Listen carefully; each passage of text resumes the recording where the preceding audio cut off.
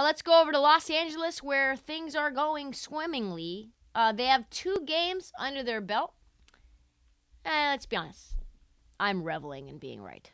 I am reveling in the feeling of so rightness that I don't even know what to say. This is a complete and total meltdown, a complete teardown. Following an opening beatdown, which we knew was going to happen against the Warriors on ring night, the team followed it up with another nationally televised game against the Clippers. Kawhi Leonard's return. And let me tell you, depending on who you asked, because to me it went great, it did not go well. How bad did things go? Well, I tweeted out the following after the game ended. A game where they were down by 15, came back, looked like they had won the NBA Finals because they went up by 1 point. I think Patrick Beverley stood on the scorer's table, and then they proceeded to lose by 6. I tweeted, if there was a book called LeBron Teams for Dummies, page 1 would say, surround him with shooters. Somehow Jeannie and Rob haven't gotten the memo. Went to bed, woke up in the morning, 500 quote tweets and retweets and thousands of likes, and Rob Pelinka started to trend on Twitter. The world wants him gone. Because let's face it, after game 1, LeBron said, hey, we don't have any lasers. We don't have anybody out here to shoot threes. We don't have any guys that are 40% career three-point shooters. Their Laker guards shot 1 for 25 from 3. That's pretty bad, including an incredible 0 for 11 from Russell Westbrook. And all LeBron had to say, and all Russell Westbrook had to say, is we're not a team that's constructed of great shooting. No shit. I must have forgotten that watching Beverly and Westbrook miss one wide open look after another, people are blaming GM for this, saying this is the team that LeBron wanted, that, hey, don't blame Rob Pelinka, blame GM. And so I thought about this. Have you ever seen those, like, SVU episodes or, like, Law and Order where there's a murder and it's just too perfect? The crime is just too perfect. Like, the body's there, dead, with blood. The murder weapon's there with DNA and fingerprints. On the coffee table is the matching fingerprint test result of the perpetrator. In the corner of the bedroom is the perpetrator sitting on the table or sitting on the bed with his hands tied up and like a handcuffs sitting there with the note that says, I did it. And you're like, open case, closed case. That's right. So that's kind of what this LeBron thing is.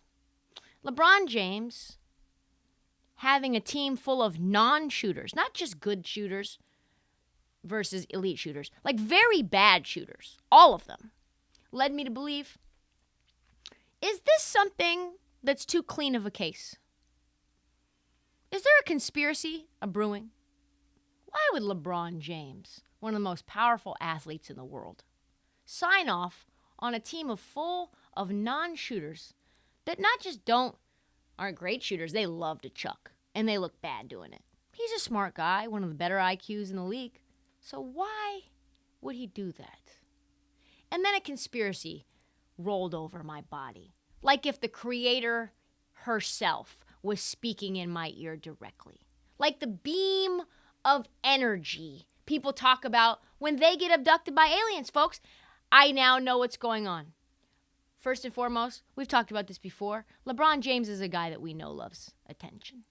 He likes the spotlight. A guy we know is never going to win the undisputed GOAT debate title. Never, based on rings alone. So he has to just basically break every individual record set on planet Earth in the NBA. He's nipping on the heels of the all-time scoring record. By who? Kareem Abdul-Jabbar, another Laker. So LeBron James, in the Laker uniform, is trying to beat and break the record of Kareem Abdul-Jabbar in his 20th year. Who knows how long it's going to be until Father Time takes over. Start breaking his body down. There's an entire national advertising campaign about this right now. LeBron James literally battling Father Time as played by Jason Momoa. It's on his mind. What's the one thing that slows that possibility down and allows maybe an injury, catastrophe from stopping this? Sharing the ball with a bunch of lasers, a bunch of scorers, a bunch of bucket getters. With a team full of non-shooters, LeBron can blissfully shoot and score 35, 45 points per night, and nobody will call him a ball hog. They'll say that he is dastardly undermanned. He is trying desperately to get this team to be competitive. No one will even say a word about him holding on to the ball like his life has depended on it. Plus, we know he won't have to go deep into the playoffs. His season ends in April. What does that mean?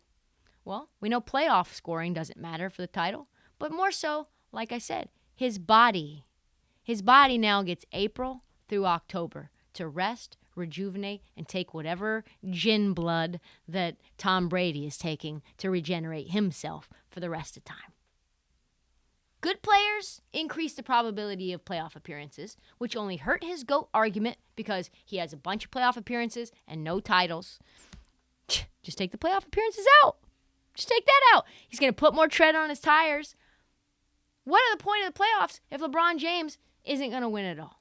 We've cracked the code. That's got to be it. Why else would LeBron James have the worst shooting team in NBA history? What if Rob Pelinka isn't doing his job poorly? What if Rob Pelinka is doing his job to perfection? Bet you haven't thought about that. Think about that.